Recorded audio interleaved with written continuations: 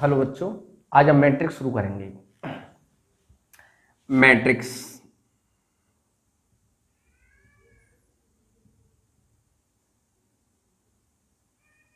क्या है? मैट्रिक्स तो मैट्रिक्स का जो यूज है, मैथमेटिक्स की बहुत सारी ब्रांचेस में है।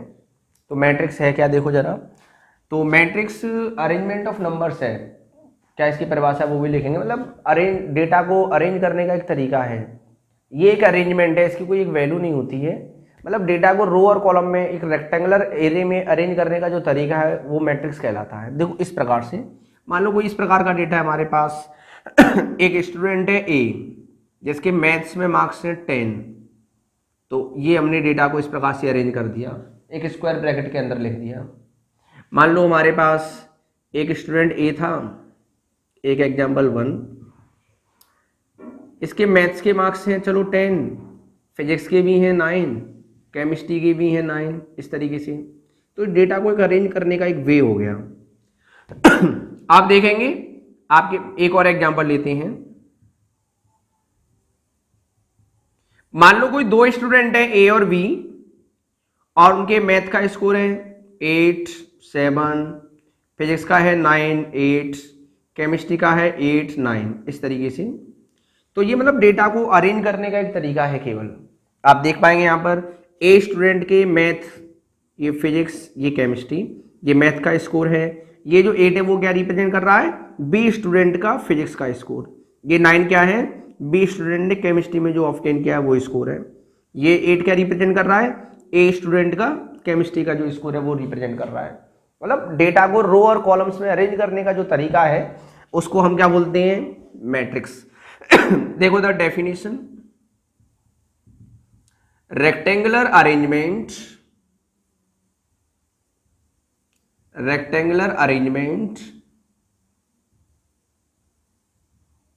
of numbers in rows and columns is written down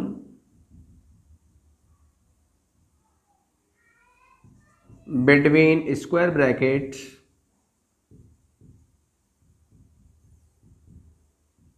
is called matrix। Matrix, और मैट्रिक्स वो होता है उसका प्लूरल, है ना।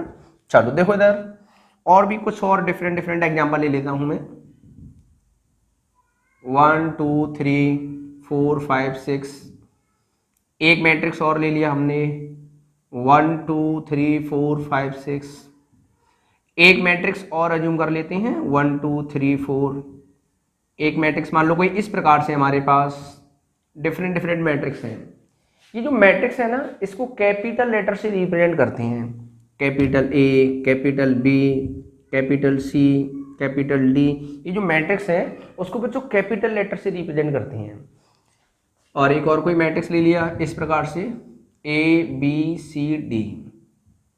ये जो मैट्रिक्स है ना, जैसे हमने डेटा को जो अरेंज किया है वो नंबर्स भी हो सकते हैं, रियल नंबर्स हो सकते हैं, इमेजिनरी नंबर्स हो सकते हैं, कोई फंक्शंस भी हो सकते हैं। इस प्रकार से कोई आर्बिट्रेरी कांस्टेंट्स भी हो सकते हैं, A B C D.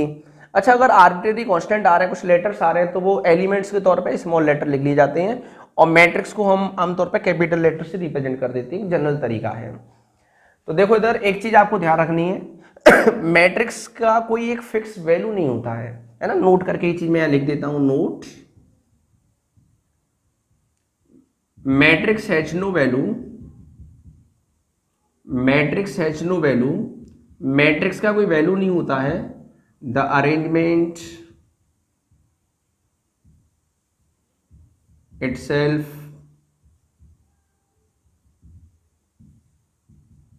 Is called matrix.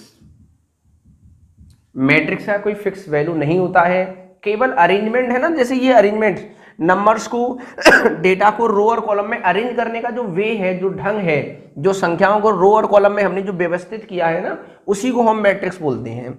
आप देखेंगे ये सारे जो डिफरेंट डिफरेंट अरेंजमेंट आप देख रहे हैं वो सारे मैट्रिसेस हैं, यानी इसकी कोई एक फिक्स वैल्यू नहीं होती है। The arrangement itself is called matrix. खुद अरेंजमेंट ही आपका मैट्रिक्स कहलाता है। ठीक है भाई। इसके बाद नेक्स्ट नाम आता है बच्चों रोज, है ना। बार बार बोल रहा हूँ, रो क्या है, कॉलम्स क्या है, आइए समझते हैं। जो आपके हॉरिजॉन्टल लाइंस हैं, जो आपके हॉरिजॉन्टल लाइंस हैं इनको बोलते हैं रोज, और जो आपके वर्टिकल लाइंस होते हैं और उसको बोलते हैं कॉलम्स। तो आप देख सकते हैं जो आपके हॉरिजॉन्टल लाइंस है इनको क्या बोलते हैं, रो, और जो वर्टिकल लाइंस है उसको बोलते हैं कॉलम्स। ये क्या है, कॉलम्स, ये कॉलम्स है। जो वर्टिकल लाइंस है ना उनको हम कॉलम्स बोलते हैं, और जो हॉरिजॉन्टल लाइंस है उनको हम रोज बोलते हैं। देखो ये इसके अंदर हमने पूछा कितनी रो है, आप देखेंगे हॉरिजॉन्टल लाइंस कितनी है, 2, इसके अंदर बच्चों 2 रो है। कॉलम्स की बात करें तो कॉलम्स कितने हैं, 3 कॉलम्स है वर्टिकल लाइंस। हमने कहा इसमें कितने रो हैं, 1 2 3, 3 रोज, 3 रोज, रोज मीन्स हॉरिजॉन्टल लाइंस। और कॉलम्स कितने आप देखेंगे 2। यहाँ कितने रो हैं, 2, कॉलम्स कितने हैं 2, इसमें कितने रो हैं 1, कॉलम कितने हैं 1 2 3। जो वर्टिकल लाइंस हैं उनको हम कॉलम्स बोलते हैं, और जो हॉरिजॉन्टल लाइन है उनको हम रोज बोलते हैं। इसके बाद नेक्स्ट नाम आता है बच्चों ऑर्डर, ऑर्डर ऑफ मैट्रिक्स। जो ऑर्डर है ना वो होता है बच्चों m/n। क्या होता है, m/n। इसको ना m/n पढ़ते हैं, m/n, m/n नहीं पढ़ते, क्या पढ़ते हैं इसको हम, m/n। अच्छा ये जो m है ना, m ये होता है आपका नंबर ऑफ रोज, और n होता है आपका नंबर ऑफ कॉलम्स। अगर हमने आपसे पूछा बताइए इसका ऑर्डर कितना है, ऑर्डर मीन्स मैट्रिक्स का एक साइज, मतलब उसका कितने रो है कितने कॉलम्स हैं उसका एक साइज हम बताएंगे, मैट्रिक्स की एक डायमेंशन बताएंगे। तो आप देखेंगे इसमें 2 रो हैं, कॉलम्स कितनी है 3, यानी इसका जो ऑर्डर है वो है 2/3। इसमें कितने रो हैं 3, कॉलम्स कितने हैं 2, तो इसका ऑर्डर कितना है 3/2। इसमें कितने रो हैं 2, तो ऑर्डर लिखने के लिए सबसे पहले रो वाली संख्या लिखेंगे, टोटल नंबर ऑफ रोज कितनी है 2, और कॉलम्स कितने हैं हमारे पास 2, यानी 2/2 हमें लिखना पड़ेगा। इसका ऑर्डर अगर चेक करना है तो इसमें रो कितने हैं 1, और कॉलम्स कितने हैं बच्चों 3, यानी इसका ऑर्डर 1/3 है। समझ में आ गया ना सभी को, एक बार फिर से मैं रिवाइज कर देता हूं। Rectangular arrangement of numbers in rows and columns is written down between square brackets is called matrix. यानी स्क्वायर ब्रैकेट के अंदर नंबर्स को, फंक्शंस को, चाहे नंबर रियल्स हो चाहे इमेजिनरी हो, कैसे भी नंबर्स हो, उन्हें हम रो और कॉलम में अरेंज करते हैं। और स्क्वायर ब्रैकेट के अंदर आप देख रहे हैं इस प्रकार के ब्रैकेट के अंदर इसको लिख दिया जाता है, इसको बोलते हैं मैट्रिक्स। कुछ किताबों में इस तरीके से भी मिल जाएगा, जैसे ABCD, इस प्रकार से भी लिख दिया जाता है, और मेंशन रहेगा एज अ मैट्रिक्स, और इस तरीके से डिफाइन कर दिया जाएगा। तो आप देखेंगे इसमें कितने रो हैं। इसके बाद हमने बताया matrix has no value, matrix का कोई वैल्यू नहीं होता है, केवल जो अरेंजमेंट है ना नंबर्स को रो और कॉलम में लिखने का जो ढंग है उसी को हम मैट्रिक्स बोलते हैं। जो हॉरिजॉन्टल लाइंस हैं उनको रोज बोला जाता है, पंक्तियां, और जो वर्टिकल लाइंस हैं उनको कॉलम्स यानी स्तंभ बोला जाता है। ऑर्डर ऑफ मैट्रिक्स, ऑर्डर मतलब मैट्रिक्स का एक साइज, वो होता है m/n, m/n नहीं बढ़ते। m क्या होता है नंबर ऑफ रोज, n क्या होता है नंबर ऑफ कॉलम्स। आप देखेंगे इसका ऑर्डर क्या है, इसमें रोज कितने हैं 2, कॉलम्स कितने हैं 3, तो इसका ऑर्डर होगा 2/3।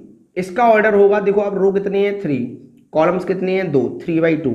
इसका मल्टीप्लाई नहीं करना है 2/3, इसको 6 नहीं लिखना है, ये ध्यान रखना है, केवल 2/3 बोलेंगे उसको। ये केवल 3/2 रहेगा, ये केवल 2/2 रहेगा, ये केवल 1/3 रहेगा। मल्टीप्लाई नहीं करना है।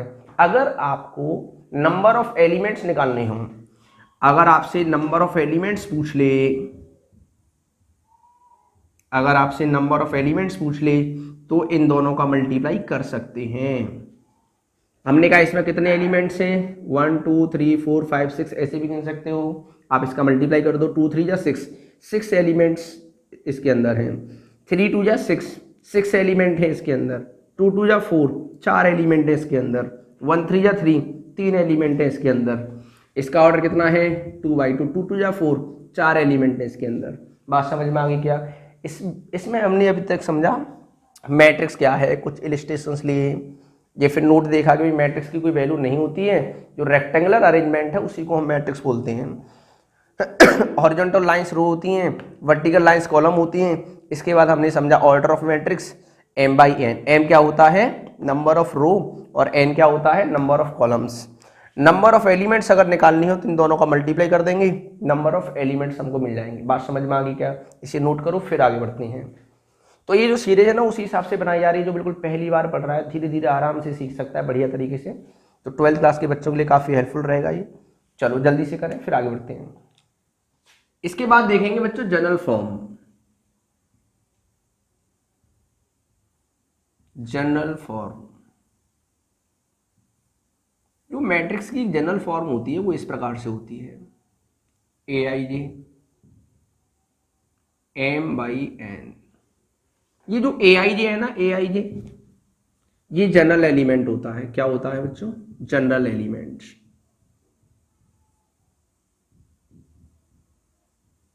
और ये general element ith row and jth column में लाई करता है। ये ए आई जे आई वे रो और जे वे कॉलम में लाई करता है। मान लो कहीं पर अगर A12 लिखा है तो ये एलिमेंट्स कहाँ पर है? Elements lies in first row and second column. अगर कहीं पे लिखा है A57, इसका क्या मीनिंग है? ये जो पहली संख्या है ना, ये रो को रिप्रेजेंट कर रही है। ये जो 1 है ना, ये रो को रिप्रेजेंट कर रहा है, पहली रो में है और दूसरे कॉलम में है। ये 57 क्या बता रहा है? 5th रो में है और 7वें कॉलम में है, 5th हॉरिजॉन्टल लाइन में है। ये जो एलिमेंट है ना, element in 5th row and 7th column, ये जो एलिमेंट है ना, ये 5वीं रो में है और 7वें कॉलम में है। इसको जरा थोड़ा डिटेल से अगर हम लिखें तो इस प्रकार से लिख देते हैं, A11 मीन्स पहला रो एंड पहला कॉलम। ये एक प्रकार से एलिमेंट का एक एड्रेस है, एक लोकेशन है ना। जैसे हमारे पास कहीं लिखा है A12, तो इससे पता चल रहा है first row and second column, तो उस एलिमेंट का एक एड्रेस है हमारे पास। A13 means first row and third column, and so on up to A1n means first row and nth column. यानी ये एलिमेंट्स पहले रो में है और nवें कॉलम में है। कौन सी कॉलम में है? nवें कॉलम में है। देखें इधर, A21, A22, A23 and so on up to A2n, AM1, AM2, AM3, AMn। ये क्या है? mth row and nth column. ये क्या है? Second row and third column. मतलब एक जनरल फॉर्म है, एक एलिमेंट का मतलब एक एड्रेस है कि भाई ये एलिमेंट कहाँ होगा, ये एलिमेंट कहाँ लाई करेगा, इस तरीके से। तो this is first row, this is second row, this is mth row, m by, this is first column, second column, third column and so on, this is nth column. m by n order है। कितना ऑर्डर है? m by n। तो ये हमने general form को समझा। aij क्या होता है? जनरल एलिमेंट जो कि ith row and jth column में लाई करता है।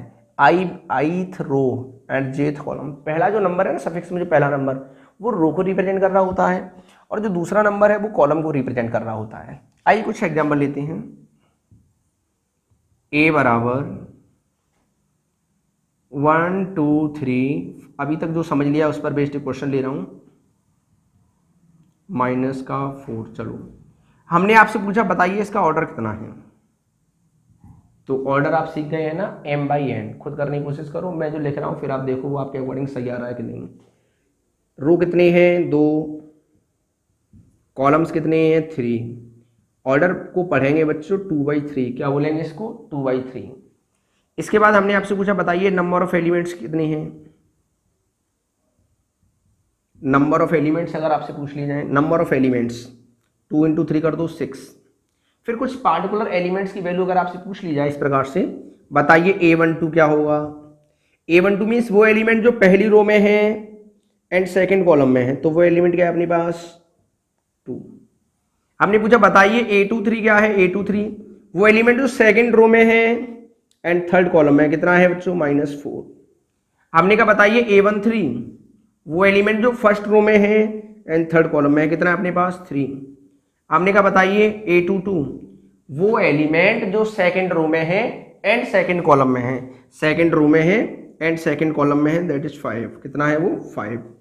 बताइए क्या है, बात समझ में आ गई? मैट्रिक्स की परिभाषा, रो और कॉलम क्या है, मैट्रिक्स का ऑर्डर क्या है, मैट्रिक्स का कोई एक वैल्यू नहीं होता है, फिर हमने जनरल फॉर्म को समझा। बताओ यहाँ तक कोई प्रॉब्लम किसी को? चलो देखो इधर एक और क्वेश्चन लेते हैं। हमने आपसे कहा कि एक मैट्रिक्स में नंबर ऑफ एलिमेंट्स 12 है। ध्यान से समझें, इसी प्रकार के क्वेश्चंस बुक्स में मिलेंगे, कुछ एग्जांपल के तौर पे रजिस्ट्रेशन ले रहा हूं मैं, है ना। नंबर ऑफ एलिमेंट्स 12, मतलब जो पढ़ लिया उस पर बेस्ड सवाल ले रहे हैं, जो जो कंसेप्ट हम समझते जाएंगे उस पर बेस्ड कुछ नंबर ऑफ क्वेश्चंस भी लेते जाएंगे। तो नंबर ऑफ एलिमेंट्स 12 में, एक मैट्रिक्स में नंबर ऑफ एलिमेंट्स 12 में, बताइए पॉसिबल ऑर्डर क्या क्या हो सकते हैं। आपसे पूछ ले, बताइए पॉसिबल ऑर्डर क्या क्या हो सकते हैं, पॉसिबल ऑर्डर क्या क्या हो सकते हैं, सोचो फिर बताओ। 1/12 ऐसा हो सकता है कि एक ही रो में 12 एलिमेंट जमा दिए जाएं, एक हॉरिजॉन्टल लाइन में सभी 12 नंबर लिख दिए जाएं एक एक करके। या ऐसा हो सकता है 2/6, मतलब इन दोनों का मल्टीप्लाई करके 12 आना चाहिए, और ये दोनों नेचुरल नंबर होनी चाहिए। रो और कॉलम कैसे होते हैं? नेचुरल। या मैं लिख देता हूँ, ये जो आई है ना, ये रो वाला नंबर है, और आई नेचुरल होगा 1 से लेकर कहाँ तक होगा? m तक, और जे भी नेचुरल होगा 1 से लेकर कहाँ तक होगा? n तक। ये आपको याद रखना है, ठीक है। बेसिक फंडामेंटल चीजें हैं। इसके अंदर कितनी रो है? m, और रो को क्या रिप्रेजेंट कर रहा है? i। तो i की वैल्यू 1 से लेकर m तक रहेगी, और j की वैल्यू 1 से लेकर n तक, क्योंकि कॉलम हमारे पास n है, ठीक है। चलो फिर इसके बाद आएगा 3/4, 4/3, 6/2। ये टोटल पॉसिबल ऑर्डर है। मल्टीपल चॉइस में क्वेश्चन ऐसे बन सकता है, right total number of possible orders, यानी जो पॉसिबल ऑर्डर है उनकी टोटल संख्या बताइए। तो आप गिनेंगे 1 2 3 4 5 6, कितने हैं? 6 हैं। बताइए क्या ये बात समझ में आ गई आपको? एक और क्वेश्चन लेते हैं। अच्छा, इसके बाद फॉर्मेशन समझेंगे, तब फिर एक सवाल लूंगा। इतना लिख लीजिए, फिर आगे बढ़ते हैं।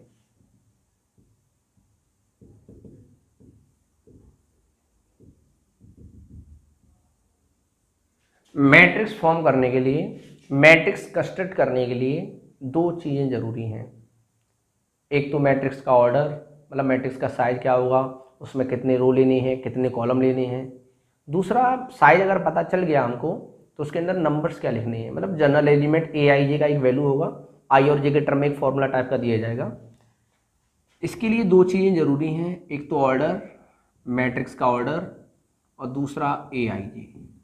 अगर ये दोनों चीज़ें हैं तो हम मैट्रिक्स खुद बना सकते हैं, फॉर्म कर सकते हैं। देखो एक एग्जांपल लेते हैं इसका।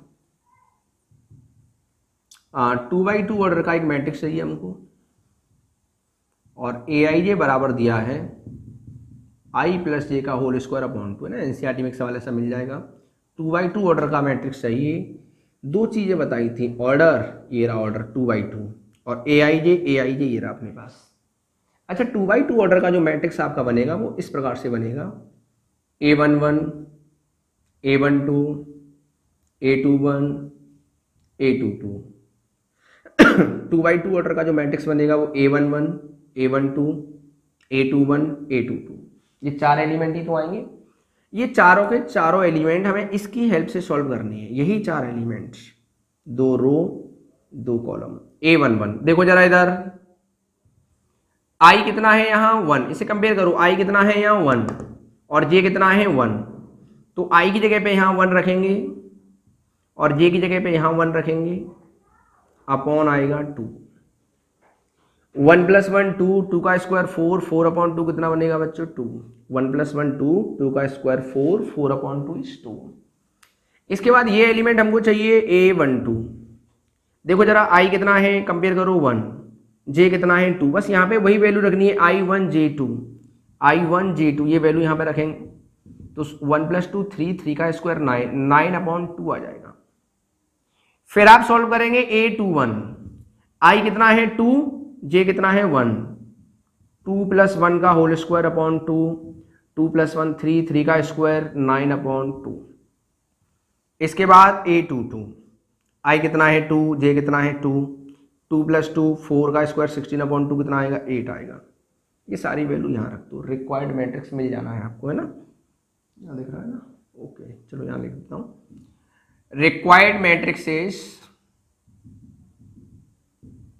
A11 कितना है? 2, A12 कितना है? 9/2। सारी वैल्यू पुट कर दो बस, यही है इसका आंसर। हाँ भाई, क्या ये बात समझ में आ गई आप लोगों को?